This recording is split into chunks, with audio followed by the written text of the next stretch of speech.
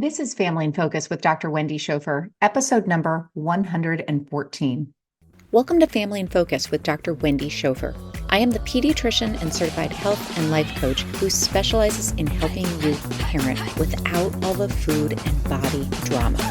Let's get busy creating the life you want to share with your whole family. Welcome back, my friends. You are in for a very special treat today. I'm hosting my first coffee chat, which if you pay attention, you will notice that there is no coffee being consumed because we're actually recording in the afternoon. And as much as I love coffee, I love sleep even more. I'm still calling it a coffee chat because I'm just full of contradictions. Anyway, so today I have the pleasure of introducing you to Jen Person. She is the badass founder of Boundless Horizon Leadership, Executive, and Personal Development Coaching. She's an amazing mom, and I'm going to just flat out admit she is my most favorite person in the whole world. She's my sister. I am inviting her on to kick off a series of these coffee chats of connections with people that are so meaningful to me. Quite honestly, because of who they are and how they make me feel.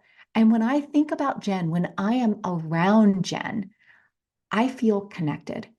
And if you listen to any of the podcast episodes, connection is what it's all about for me. So, of course, we're going to kick it off with Jen. I cannot wait to share her with you so that you can see and experience in person just how very special she is.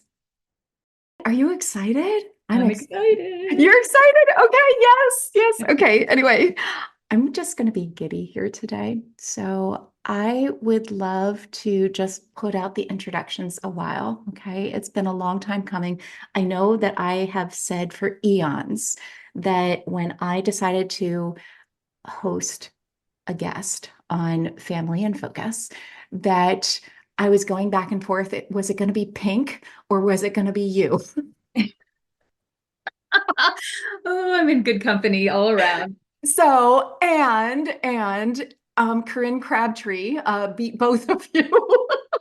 So that's episode number 88, Corinne Crabtree. That being said, this isn't about an interview. This is about just a conversation. And I would love to share with the world my favorite person.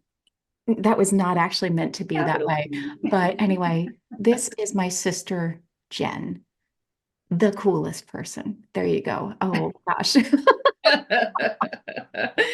Oh, Hi, yay. honey. I am so glad to have you here. I'm so glad to be here. I hope that our voices aren't so similar that people can't tell when you're talking and when I'm talking, because as I've heard that we are similar. Yeah, and yet different. I was actually reflecting on that earlier today. I was thinking about how, there's so many things that are just similar yet different. Like it's just fascinating seeing like just the ways that, so many things kind of come back around that we discover about ourselves that it's like, oh my God, you do that too. Oh my God, you have that in your cabinet. So do I. And yet so very different, as both of our husbands will remind everyone that we are vastly different people. Thank God. Indeed, thank goodness. Oh my goodness. So you just got back from a walk. I did. We walk our dogs in the afternoon, sometimes at very similar times, even though we don't know it. So yes, we just returned from a walk. And so if this is video recorded, which I listen to your podcasts.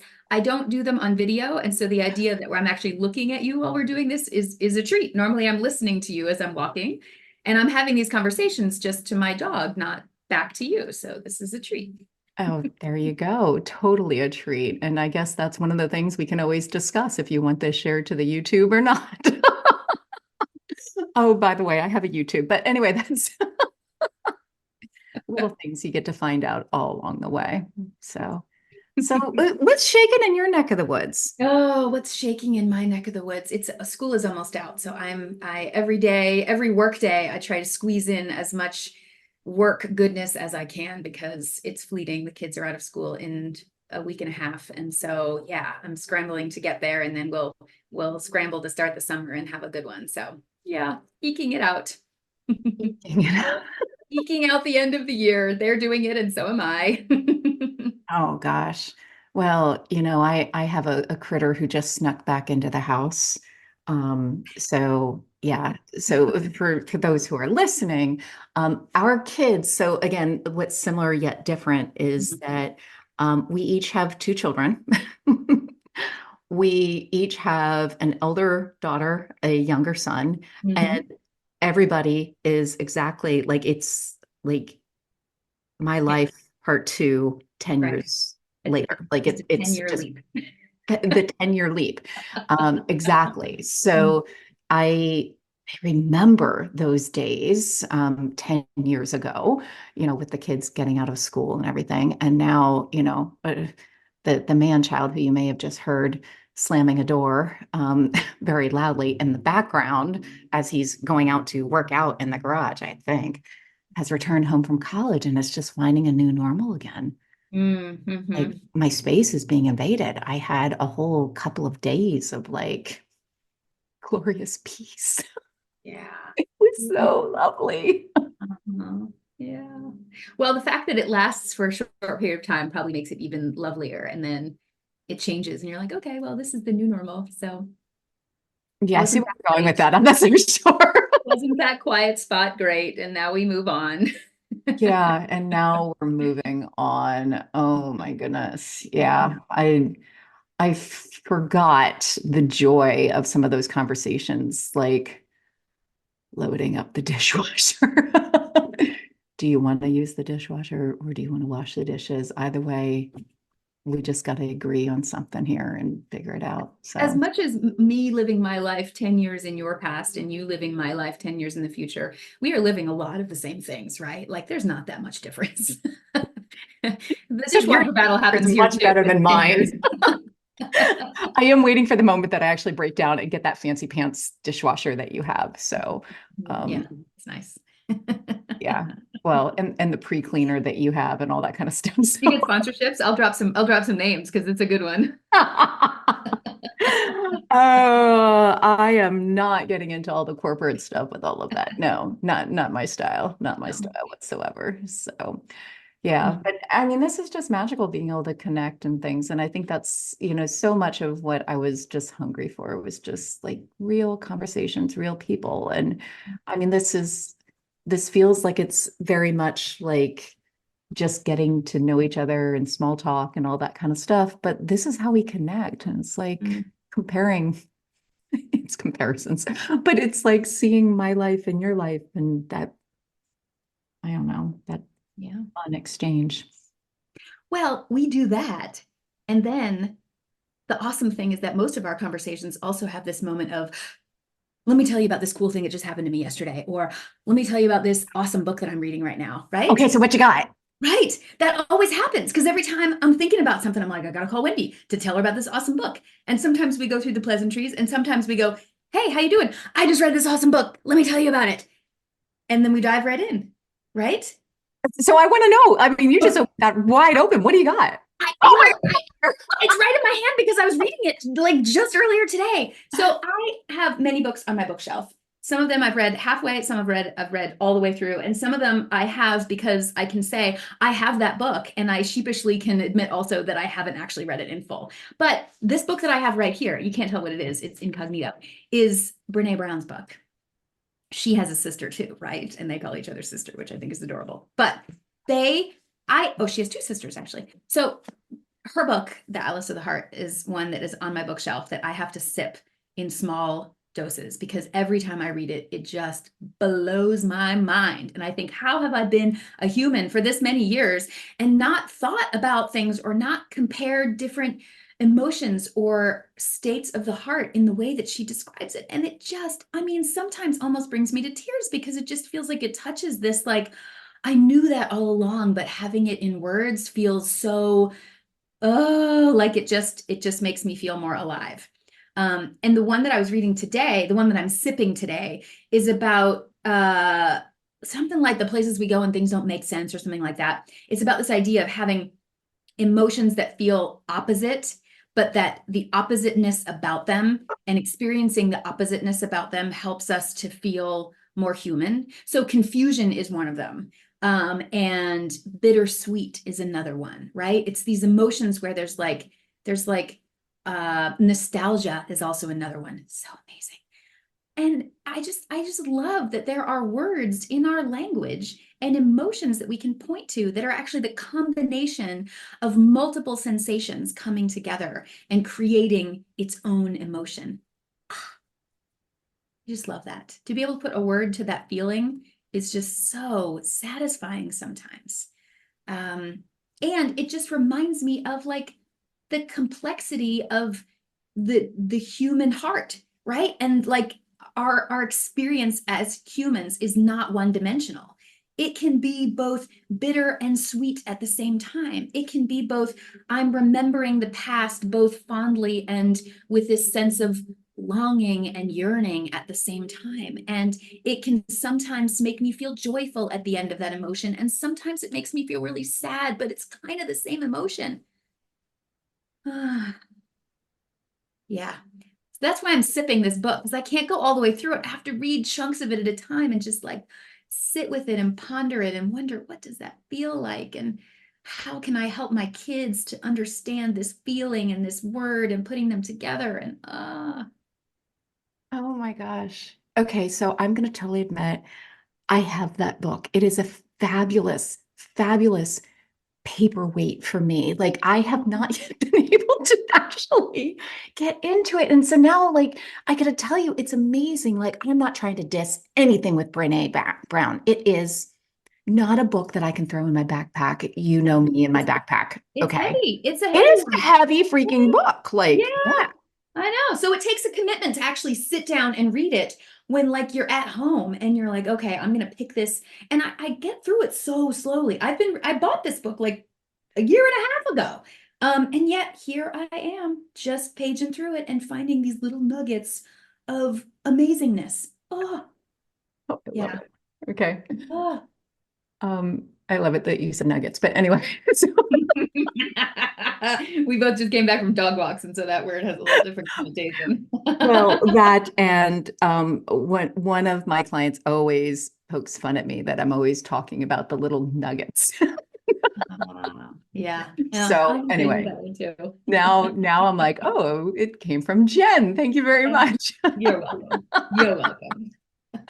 I love your passion and enthusiasm and excitement. I could feel that in my heart as you were just Mm. describing just all of it. I'm like, oh, I need to like turn around and go find out exactly where on this crazy bookshelf is this book because I don't even know right now. But Yeah. okay, her sales just shot up. And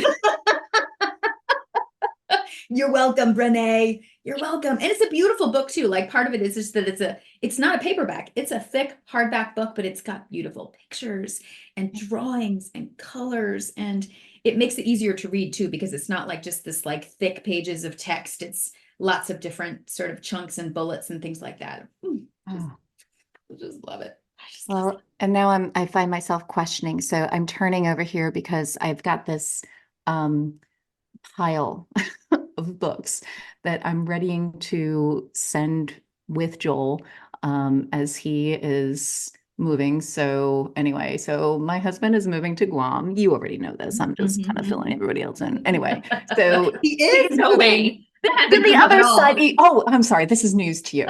So yeah, anyway, we're not going to get into all that drama. But anyway, so I'm going to go and visit him. And I'm like, hey, honey, will you just take some Mm. books for me? Because while it may be a beautiful tropical island, I burn. So I need other things to do besides being on the beach. And so I'm sending along books and yeah, pretty much books. Mm. I'm going to be a very well-read person after this. But I was like, oh, now I got to go find my Atlas of the Heart and figure out why is it not on this book pile? I don't know. Oh, the hardest part of you doing that though is that means that you are on the other side of the world while you're reading this book and getting inspired and jazzed, and you won't be able to just pick up the phone and be like, "Get out of bed, let's talk about wonder and awe." Oh, that's what you think. Okay, I'm sorry. Do you think this is a once and done conversation? No way, man. And No, it's we're true. going to figure that out because your son is a very good time zone calculator He and is very good definitely at that. figure out. He Uh, loves to practice that. He actually gets it right 95% of the time, and we get it wrong about 50% of the time. And so we're often arguing with him, like, no, that's not right. And he's like, yeah, it is. 9-year-old, there it is. Yeah, it is. Comes out a lot.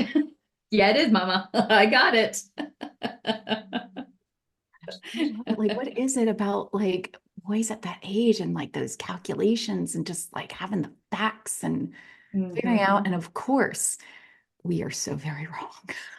Yes. Oh gosh, I am wrong most of the time now, which I'm just getting used to that. There's an emotion in this book somewhere about that, of just being okay with being wrong. I haven't gotten to it yet, but it's coming. I'm coming. Oh man.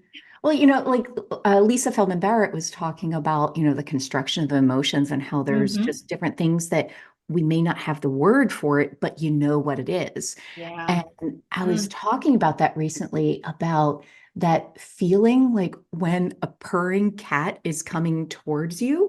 Like I feel that. And mind you, like, my cat, this is so infrequent that my cat is actually trying to come near me, let alone actually purring. And Uh-huh. I'm feeling this whatever loving emotion. But it's like, no, I'm actually thinking about my daughter's cat. That was the loving cat. So, Mhm. but yeah, Minnie, when Minnie would come towards me and purring and Mhm. just like, oh, come here, girl, just Yeah. lay down in my lap. I don't know. Mm. It's not anticipation, it's just kind of like, this feeling. It's this Yeah. warmth. I'm like, oh, this is so cool. Just geeking out on emotions that I don't even know what it is, but I feel it. Yeah. Uh, Mm. I think one of the best gifts of like being in conversation with other people is to sense their emotion and start talking about getting really specific about the words. Because I think you can only really do that when you're in conversation. It's hard for me to sit here and be like, what is it that I'm feeling right now? Nope, it's not that. It's not that. Is it this? No, it's not that. It's almost impossible to do that and get really specific about it when you're by yourself, but being with someone else and being connected to someone else in a way that you could describe something and you'll be like, yeah, I think I got the feeling. I'm just going to help you try to find a word for it. That feels so Oh my gosh. Yeah, it's just that exhale. I know what you mean. good. Because when you were describing the mini walking towards you, I was thinking I don't have a cat in my life presently, but I'm think about like what it's like to have a small child toddle toward you when they're like locked in on your eyes, and maybe their body language is that like I know this guy's coming from me and I know it's going to be beautiful. And so that feeling of like having a small child coming towards you for comfort or for joy or for play or just something, they're just walking towards you and you just know that you are the target of their love. Oh, golly, that feels so good. There you go. And that is why I went into pediatrics. Yeah. Yeah. You got to coin a word for that. You should, if there isn't one, you should come up with what it is, like what that feeling is. It's fascinating because the first thing that comes to my mind as I'm thinking about that, and of course, the whole purring cat thing is like that anticipation. But I mean, that was the thing that I recognized that I joke around, go figure, I'm always doing that, but I joked around that that's what I missed the most during COVID, those early days, because I was like, oh, I get paid in hugs, like having Mm. kids, moms, even the occasional dad, Yeah. offering a hug in the office, but that whole like you see them coming, and you're like, bring it on, like Yeah. that feeling, and yeah, I don't know. I've never thought about coining a new feeling. Yeah. There's a new Wow. word for that. Hmm. It makes me also wonder too, going down a different path, how did you navigate that afterwards? Like, how did you get to the point where like you invited that coming together from other people who you weren't quite sure how comfortable they might be with it? Like, how did you navigate that like as a doctor in the office of when it was Easy. okay to do that again and when, you know, how to Oh, invite people to do that. okay. I was like, oh, it's easy. I just like call you out and I'm like, I would like to offer you a hug. Uh, And they're like, I received that. It generally goes down even smoother than that. So you're talking about navigating post-COVID kind of stuff. Yeah, post-COVID, like, is that so important to you in how you communicate in the office? And I'm sure a lot of your patients were familiar with that too, but how Yeah. did you welcome that back into the space afterwards? Wow, I'm totally going back in this. So I remember that there were a couple of non-pediatric words that were going through my head as this child is coming at me. I'm like, oh, 6 feet kid, 6 feet kid. And then I was like, screw it. I'm like, I'm Mm, in a bunny suit. Bring it on. It's mm, like, mhm, kids who didn't understand for whatever reason. And I started questioning it all. I was mm, like, hold on a minute. There's this big like abyss and it's like 6 feet apart. Like, this is ridiculous. Like, I'm missing this. They're missing this. You know, kids, and in particular, there were, kids who were nonverbal for so many different reasons that were the ones that were like breaking it all down. They were like, I mm, don't understand this, whether it was the little kid, mm, the toddler, whether it was, I remember a very, very sweet boy that I met in urgent care who was nonverbal and with autism. And he somehow, like, he came in and was so uncomfortable at the beginning of the visit, but yet at the end, he's like giving me hugs. And that's when I was like, this is silly. Like, we've yeah. built a connection here. And that is something that it was magical to see what happened in the office. And not only that, I could just say that, he could see that. He could Mm, express that in his way, yeah. which was a hug. And I'm like, oh, that's my Mm, language too. We're speaking the same language here. yeah. And I don't know. I, I don't know. It's just one of those things. Like, I find that there's like a whole bunch of like kind of trite phrases that are coming into my head right now. Like, you only live once. Like, okay, no, I'm not going out because of a hug, Mm. but just uh, there was so much more that evolved with information about COVID and what we need to do. And of course, on the practical side of things, I was working in urgent care the vast majority of the time. Nobody's coming to see me because they are feeling fabulous and really Mm. healthy today. So I'm always wearing a mask, just because I can love you, but I don't need to love your cooties. So, Mhm. I mean, there's all sorts of different layers of that. But Mm. yeah, gosh.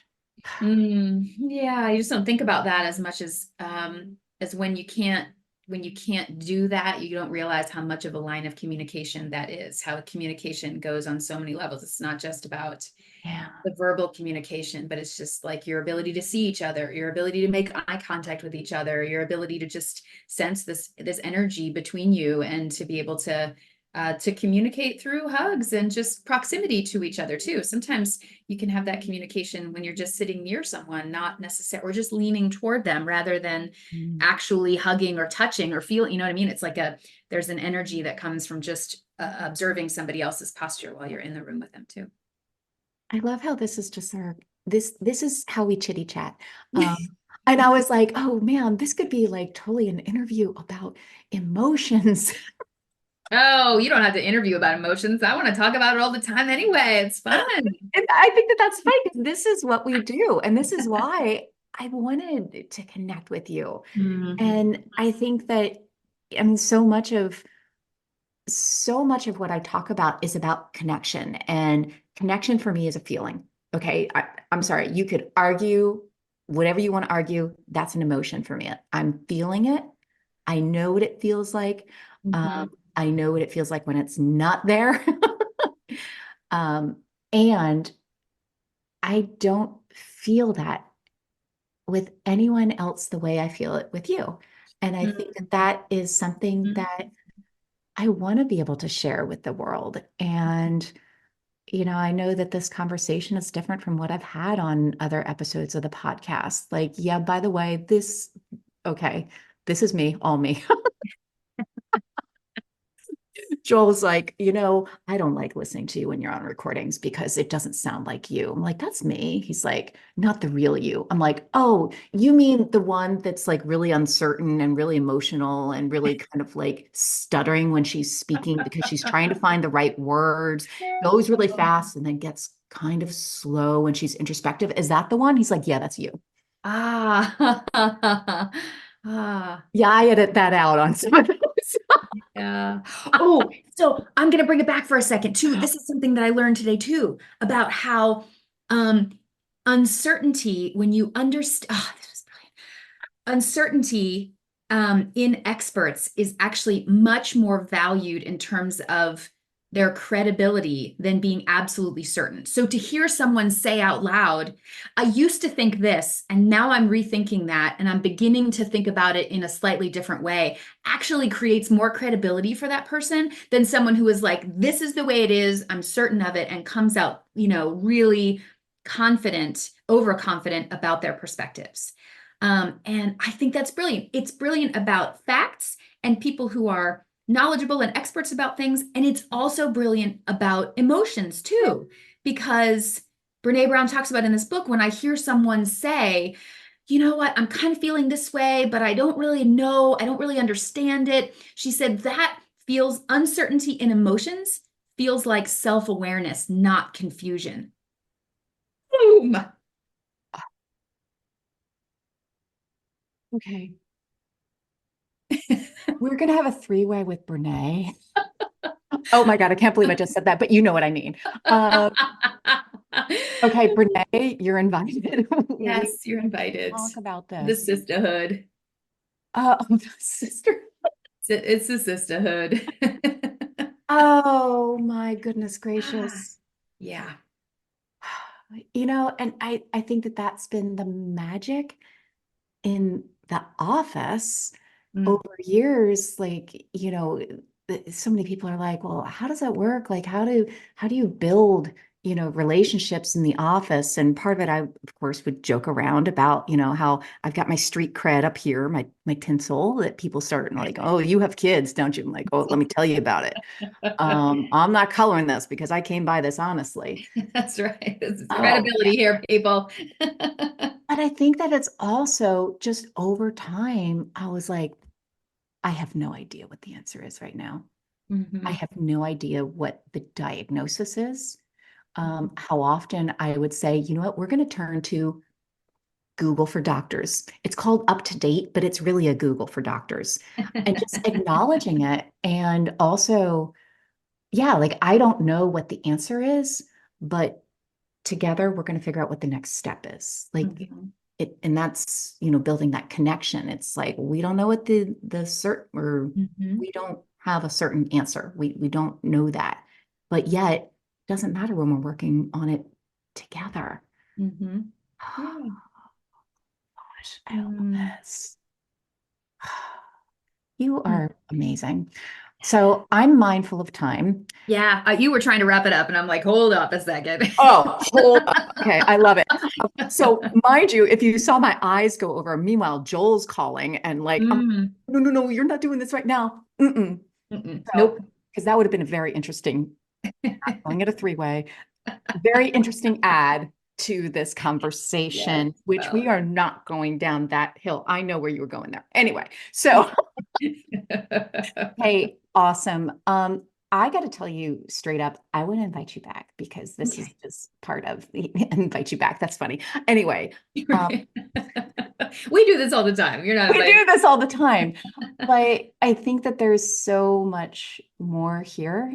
And I love being able to share what I love with the world. By the way, that's you. Okay. Mm-mm. Oh gosh, I love you. I didn't actually introduce your full name. You know that? Well, you did sort of, I thought. Well, okay, okay. So Jen person is my favorite person, and that's not poking fun at the other folks who are also last name person. So, but it's true, very That's true. true. That is So true. anyway, Yes. All right, my love, I am going to say to you as well as to everyone else, and I will see you all again next week. All right. Stay brave, stay funny, stay kind. What was the thing? All right. I Okay. got no better way to cut it off. No, I'm not going to do that.